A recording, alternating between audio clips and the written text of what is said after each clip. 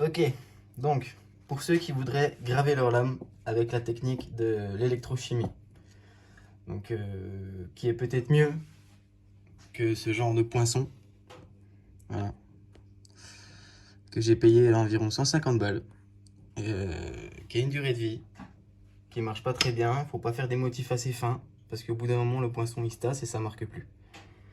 Donc voilà, ce qu'il vous faut pour la gravure électrochimique, c'est une batterie, comme ça, 6 volts, acheter 12 balles à Casino, ça coûte rien.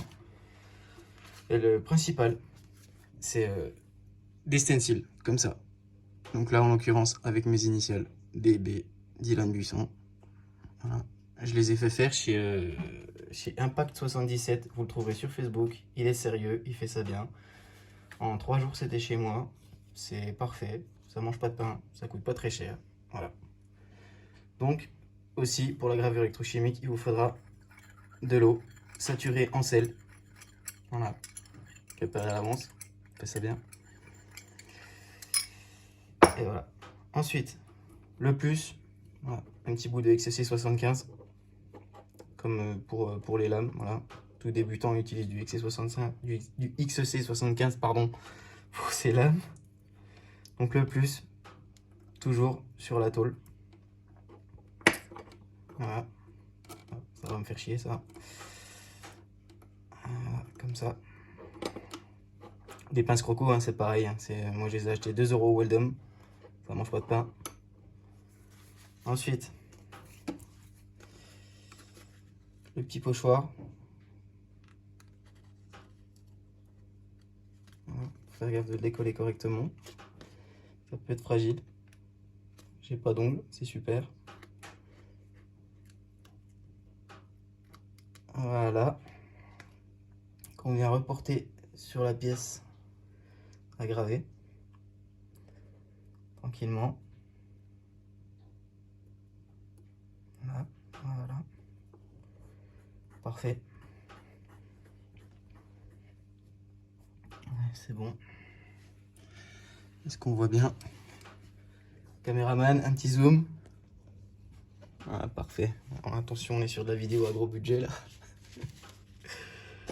Ensuite, bon, il y en a qui vont venir pincer un coton-tige ou un morceau de coton dans la pince croco. Moi j'ai essayé, ça marche pas super bien. Moi je préfère en fait prendre, voilà, bien touiller le sel,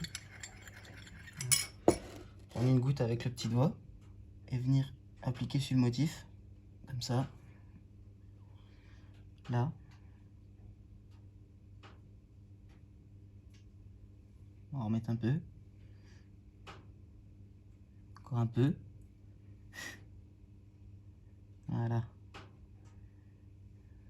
Allez, encore un peu, ça recouvre pas tout le motif. Et ensuite, avec la pince croco, venir tranquillement toucher juste la goutte, pas le métal. Voilà, faut être assez précis, bon ça va, c'est pas... Et là on voit tout de suite que ça mousse. Donc on peut promener la goutte un peu sur tout le motif. On voit tout de suite que ça mousse. Faut être... Je sais pas si on voit à la caméra. On voit? Ok. Ça commence à noircir, donc... c'est l'oxydation, on va dire. Je sais pas, je connais pas le terme exact. Mais ça mousse, ça devient noir. Donc après, suivant le temps qu'on reste, le motif est plus ou moins profond. Je sais que moi, le motif, je l'applique en finition sur mes lames. Donc ça n'a pas besoin d'être si profond, ça se voit bien au final.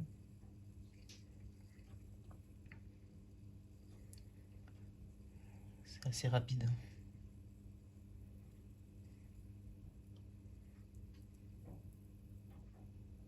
Voilà.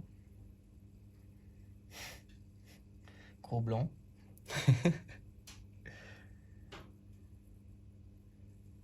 Caméraman, est-ce qu'on a le bon plan? Yes. On va remettre une petite goutte. Voilà, allez, on va touiller le sel. On va remettre une goutte pour un motif... voilà, motif qui sera peut-être profond. On verra.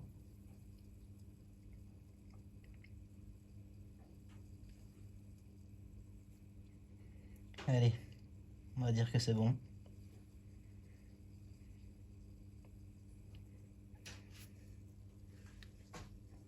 Allez, go. Hop, on retire la pince croco. Un petit bout de chiffon pour enlever déjà le surplus là. Hop. Et après on vient retirer le stencil. Voilà. Et là on a une belle marque. C'est bien marqué. Je suis bien.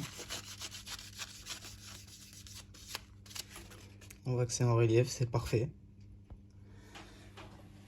On va faire petite mise au point.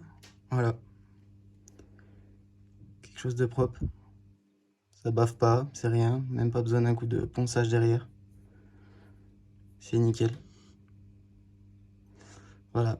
Donc les stencils, pardon, chez Impact 77. Vous le trouverez sur Facebook. Il est sérieux, il est bien, c'est pas cher et ça marche super bien. Voilà.